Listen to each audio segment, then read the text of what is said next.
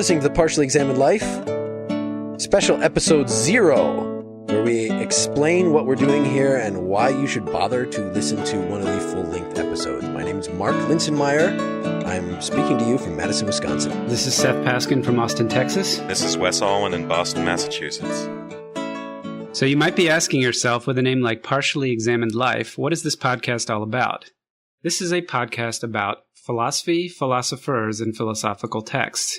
In each episode, we focus on a short reading or text that introduces at least one big philosophical question, concern, or idea, and we talk about it. We do not assume any prior philosophical knowledge, not that you've taken a course, not that you've read the text that we're talking about, although we do post links to online versions of all the texts on our website, partiallyexaminedlife.com.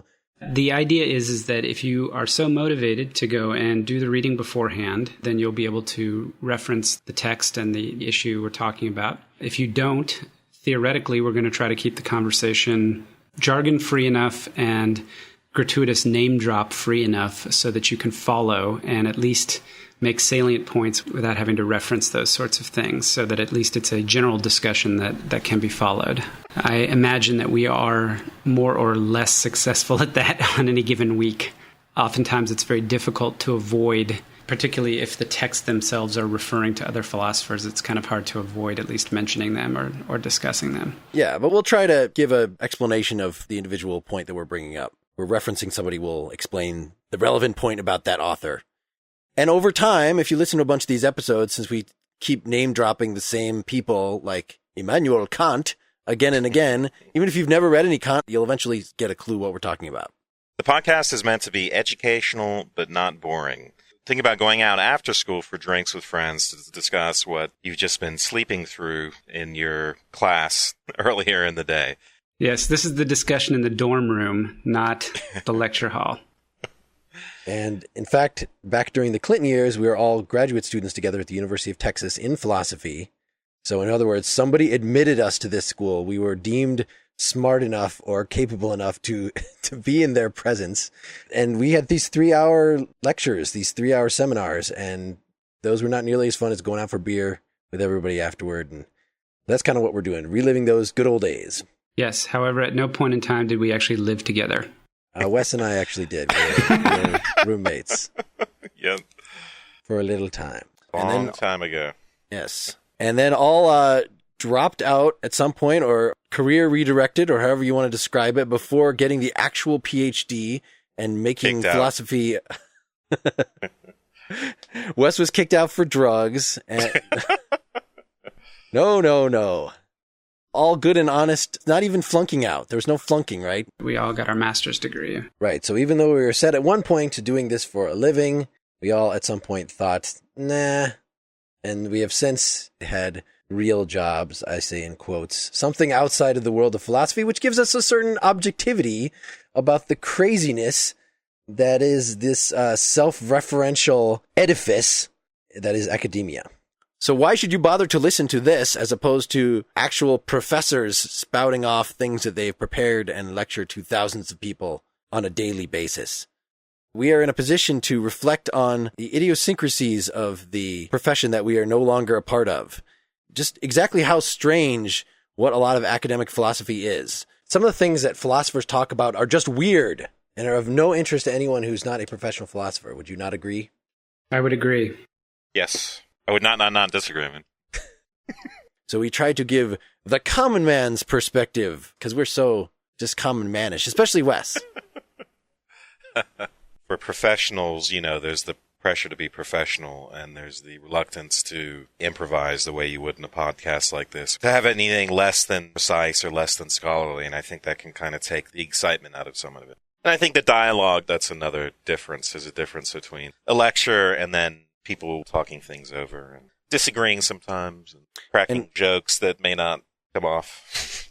Getting sidetracked, so we will have no problem talking about things from popular culture. So you might be asking yourself, since these episodes are numbered, and this is technically episode 0, do I have to listen to these episodes in order?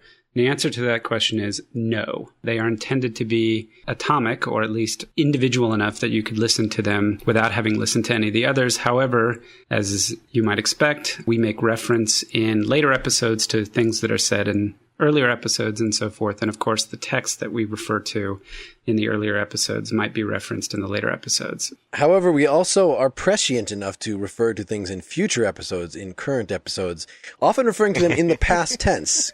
If it sounds like name dropping, it's just prescience.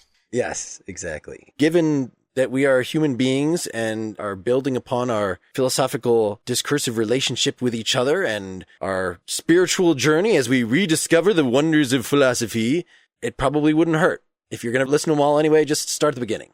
They're all good. That's right. These are very long episodes, you may have noticed, but they're not nearly as long as a philosophical conversation you would actually have with somebody late night drinking beer. So think about that. And I'm sure some of you have long commutes. You should get some damn exercise. You can listen to this while you exercise. If you must, just sitting at your computer for a full hour and a half, I hope that you are at least neglecting some work that you should be doing and not just using this as your free time. But really, who might And also drinking, if that's going to help you get through the whole hour and a half. I should like to point out that they are long enough. They are neither too short nor too long. That's right. And we even do edit out some of the more inane things that are said. Yes.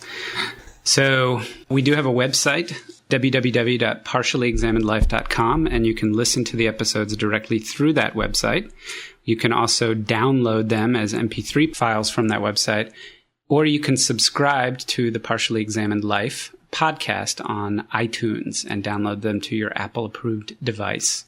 We have a couple places where you can give us some feedback or discuss some of the issues we've been talking about. One of them is on Facebook. We've got a link from our Partially Examined Life page to a special Facebook page that you can join up, make yourself publicly associated with us, and discuss some things or give us some ideas for future topics. Another place is partiallyexaminedlife.com itself, where you can comment on any of the many blog posts that we post on a nearly daily basis to provide you supplementary information to what we cover on the podcast. We do welcome guest writers for that if you're interested. Also, the website has a members area. If you become a PEL citizen for a low monthly fee, you get access to member-only discussion groups called Not School, as well as access to bonus audio, such as current commercial-free episodes, some episodes that have been pulled from the public feed, Not School discussion group audio, and additional bonus audio created purely for that member group. So you can log into our website with your paid membership and download any of that, or get it sent straight to you on your mobile device via our password-protected feed. We've also got a Twitter group, a LinkedIn group, a YouTube page. There are many, many ways to interact with us. If you'd like to know more about who we are, what we're doing today, you can visit partiallyexaminedlife.com and go to the About Us section, and there are bios for each of us. So I guess that's pretty much it. Yeah. Go listen to some episodes. Thanks. So we welcome you and thank you for joining us on this journey. Woohoo! New people talking on the floor, laid out like an open hand. New people are acting fairly normal. Sure, they've got a story, sure that they could understand. It's probably painful.